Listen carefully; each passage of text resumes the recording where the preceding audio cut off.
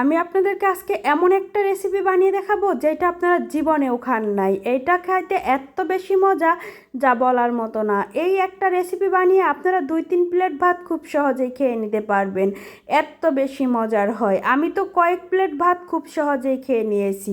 বিসমিল্লাহির রহমানির রহিম। আসসালামু আলাইকুম। কেমন আছেন আপনারা সবাই? আশা করছি অনেক বেশি ভালো আছেন। আমার এই ভিডিওটি স্কিপ না করে পুরোটা ভিডিও দেখার অনুরোধ রইল। তাহলে চলুন ভিডিওটি দেখে নেওয়া যাক।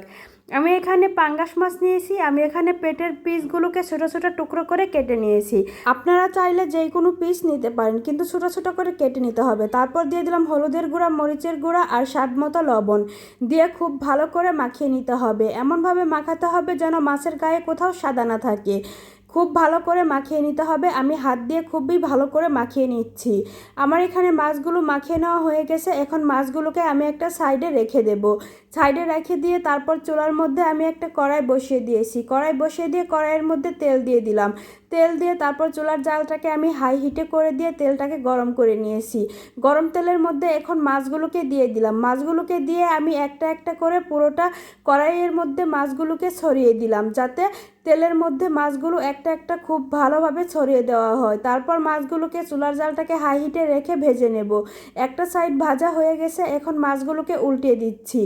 খুব আলতো হাতে উল্টে দিতে হবে, খেয়াল রাখতে হবে যেন মাছগুলো ভেঙে না যায়। মাছগুলো যেহেতু নরম, তাই একটু আলতো হাতে উল্টে দিতে হবে। এখন একটা একটা করে আমি উল্টে দিচ্ছি যেন অপর পাশটাও খুব ভালোভাবে মাছটা ভাজা হয়ে যায়। সবগুলো মাছই আমার এখানে খুব ভালোভাবে উল্টে দেওয়া হয়ে গেছে, দেখতেই পাচ্ছেন। এই মাছগুলোকে কিন্তু আমি হালকা করে ভেজে নেব না, আমি একটা একটা করে উল্টিয়ে দিচ্ছি। উল্টে দেওয়া হয়ে গেছে। এখন চুলার জালটাকে বাড়িয়ে রেখে মাছগুলোকে একদম কড়া করে লাল লাল করে ভেজে নেব। মাছগুলো আমার এখানে ভেজে নেওয়া হয়ে গেছে। এখন চুলার জালটাকে বাড়িয়ে রেখেই আমি আরেকটু লাল লাল করে ভেজে নেব। যেহেতু আমি এখানে পেটের মাছগুলো নিয়েছিলাম, তাই পেটের মাছে তেল ছিল, আর মাছের তেলগুলো পেট থেকে অনেকটা বের হয়ে এসেছে, দেখতেই পাচ্ছেন। এখন মাছগুলো একদম লাল লাল শক্ত শক্ত করে ভাজা হয়ে গেছে। এখন আমি এরকম একটা ছিদ্রযুক্ত ছাঁকনি নিয়ে তারপর মাছগুলোকে তেল ঝরিয়ে নামিয়ে নিচ্ছি। আপনারা চাইলে একটা চামচ দিয়েও নামিয়ে নিতে পারেন, কোনো সমস্যা নেই। এখন সবগুলো মাছ নামিয়ে নেওয়া হয়ে গেছে, দেখতেই পাচ্ছেন। সবগুলো মাছ নামিয়ে নিয়ে তারপর আমি এখানে আলু ভেজে নেব। যেহেতু আমি সাথে আলু দিয়ে এই রেসিপিটা করব, তাই এখানে আমি এক বাটি আলু কেটে নিয়েছি। আর আলুগুলোকে আমি কিউব করে কেটে নিয়েছি, মাছের মতো সাইজ করে। আর আলুগুলো আমি এই তেলের মধ্যে দিয়েই ভেজে নেব। এখানে আমি আলুর মধ্যে হলুদ দেব না, যেহেতু মাছ ভাজি করেছি সেখানে হলুদ ছিল, তাই এখানে আমি অল্প একটু লবণ দিয়ে দিলাম। লবণগুলো দিয়ে তারপর আলুগুলোকে খুব ভালো করে তেলের সাথে মিশিয়ে নিচ্ছি। আলুগুলো আপনারা চাইলে যে কোনো সাইজ করে কেটে নিতে পারেন, আমি কিউব করে কেটে নিয়েছি। এগুলো মাছের সাথে দেখতে সুন্দর লাগবে। ঢাকনা দিয়ে ঢেকে চুলার জালটাকে লো হিটে রেখে তারপর আলুগুলোকে আমি ভেজে নিচ্ছি। যেহেতু আমি পানি দিয়ে ভাজবো না, তাই আমি এখানে তেলের মধ্যে ভেজে নেব, তাই লো হিটে রেখে একটু সময় নিয়ে ভেজে নিতে হবে। আমি 10 মিনিট ভেজে নিয়ে তারপর ঢাকনাটাকে খুলে নেড়েচেড়ে দিচ্ছি। এর মধ্যেও আমি ঢাকনাটাকে খুলে অনেকবার নেড়েচেড়ে দিয়েছি। অবশ্যই নেড়েচেড়ে দিতে হবে, খেয়াল রাখতে হবে যেন পুড়ে না যায়। এই আলুগুলোকেও আমি একদম মুচমুচে করে ভেজে নেব। উপরটা মুচমুচে থাকবে আর ভেতরটা একদম সফট থাকবে। আমি বারবার ঢাকনাটাকে খুলে নেড়েচেড়ে দিচ্ছি। দেখতেই পাচ্ছেন আলুটাও কিন্তু অনেকটা একদম উপরটা লাল লাল হয়ে গেছে। আর আলুগুলো আমি এমনভাবে ভাজবো যে উপরটা একদম লাল লাল হয়ে যাবে আর ভেতরটা সফট থাকবে। এভাবেই ভাজতে ভাজতে আলুগুলো সেদ্ধ হয়ে যাবে। আর আলুগুলো দেখতেই পাচ্ছেন আমি এখন ঢাকনাটাকে খুলে দিয়ে এভাবে ভেজে নিচ্ছি। চুলার জালটাকে হাই হিটে রেখে আলুগুলো উপরটা লাল লাল হয়ে গেছে, দেখতে অনেকটা ফ্রেঞ্চ ফ্রাইয়ের মতো লাগছে। এইগুলো এখন ভাজা হয়ে গেছে। আমি এইভাবেই কতগুলো আলু নিয়ে উঠিয়ে খেয়ে নিয়েছি, খেতে কিন্তু বেশ মজা লাগতেছিল।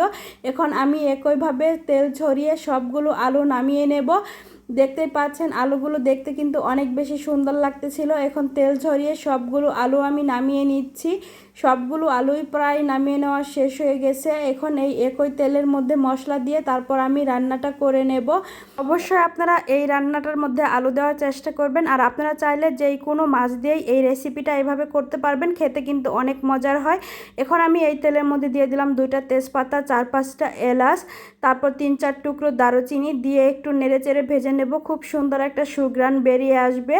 নেড়েচেড়ে ভেজে নিতে হবে চুলার জালটাকে কমিয়ে রেখে। তারপর এখানে আমি দিয়ে দেব রসুন কুচি। রসুন কুচিটা দিয়ে তারপর এখানে দিয়ে দেব 1 মুঠ ভর্তি করে পেঁয়াজ কুচি দিয়ে তারপর একটু নেড়েচেড়ে দেব। এ পর্যায়ে কিন্তু আমি চুলার জালটাকে কমিয়েই রেখেছি।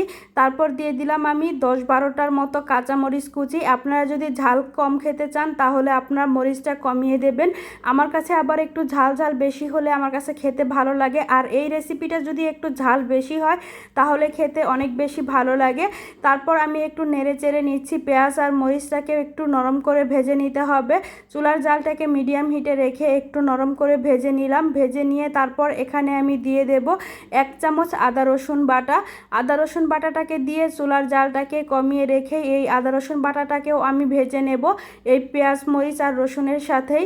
এখানে কিন্তু আমি কোনো রকম পানি ব্যবহার করব না, কোনো রকম পানি ব্যবহার করা যাবে না। পানি ছাড়াই আমি এই রান্নাটা পুরোটা রান্না কমপ্লিট করেছি, কোনো রকম পানি দেওয়া যাবে না। পানি দিলে তাহলে এটা একটু ঝোলঝোল হয়ে যাবে, খেতে ভালো লাগবে না। এই রান্নার মুচমুচে যে একটা ভাব আছে সেই ভাবটা কিন্তু থাকবে না। আদা রসুনটা এখানে খুব ভালো করে ভেজে নেওয়া হয়ে গেছে। তারপর দিয়ে দিলাম 1/2 চামচ হলুদের গুঁড়া, 1/2 চামচ মরিচের গুঁড়া, 1/2 চামচ ধনিয়া গুঁড়া, 1/2 চামচ জিরা গুঁড়া, স্বাদ মতো লবণ। যেহেতু মাছ ভাজার সময় আর আলু ভাজার সময় লবণ দিয়েছি তাই এখানে লবণটা একটু বুঝে দিতে হবে।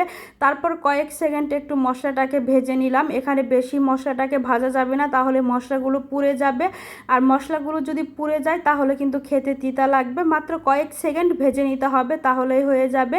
তারপর ভেজে রাখা মাছ আর আলুগুলো দিয়ে দিলাম। দেখেন এগুলো দিয়ে তারপর একটু নেড়ে চেড়ে নিচ্ছি। দেখতে কতটা সুন্দর লাগতেছে, আর এটা দেখতে যতটা সুন্দর লাগতেছে খেতেও এত বেশি মজার হয়েছিল যেটা আপনাদেরকে বলে বোঝানোর মতো না, যে এত বেশি মজার হয়েছিল। আপনারা অবশ্যই একবার হলেও ট্রাই করবেন, বাসায় একবার বানিয়ে সবাই মিলে খেয়ে দেখবেন যেটা এত বেশি মজার হয়। একবার যদি আপনি বাড়ির সবাইকে বানিয়ে এটা খাওয়ান, সবাই এটার ফ্যান হয়ে যাবে। সবাই বলতে বাধ্য হবে যে এত মজার একটা রেসিপি তুমি কোথা থেকে শিখেছ আর কিভাবে এটা রান্না করলে। তারপর সব শেষে দিয়ে দিলাম ধনিয়া পাতা। ধনিয়া পাতা দিয়ে তারপর মিশিয়ে নিচ্ছি। আপনাদের হাতের কাছে যদি ধনিয়া পাতা না থাকে সেক্ষেত্রে আপনারা এখানে একটু ভাজা জিরার গুঁড়া দিয়ে দিতে পারেন, কিংবা চাইলে এখানে একটু গরম মশলার গুঁড়াও দিয়ে দিতে পারেন, সেক্ষেত্রেও এটা খেতে অনেক বেশি মজার হবে। আমার এখানে রান্নাটা কমপ্লিট হয়ে গেছে। এখন আমি নামিয়ে আপনাদেরকে একটু পরিবেশন করে দেখাচ্ছি। দেখেন এটা কতটা সুন্দর লাগছে, দেখেই মনে হচ্ছে যেন আবার একটু খেয়ে নেই এরকম লাগতেছিল।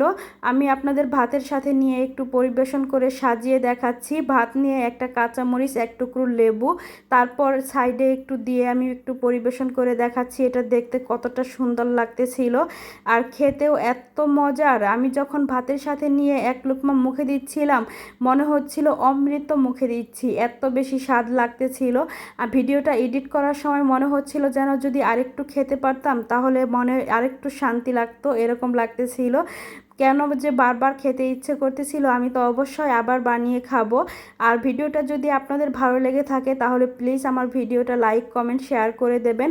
আর ভিডিওটা যদি আমার ইউটিউব চ্যানেল থেকে দেখে থাকেন তাহলে প্লিজ আমার চ্যানেলটা সাবস্ক্রাইব করে দেবেন। আর যদি আমার ফেসবুক পেজ থেকে দেখে থাকেন তাহলে প্লিজ আমার পেজটা ফলো দিয়ে পাশে থাকবেন। আর আপনারা যদি কোনো নতুন ভিডিও দেখতে চান তাহলে অবশ্যই আমাকে কমেন্ট করে জানাবেন। সবাই ভালো থাকবেন। আল্লাহ হাফেজ, আসসালামু আলাইকুম।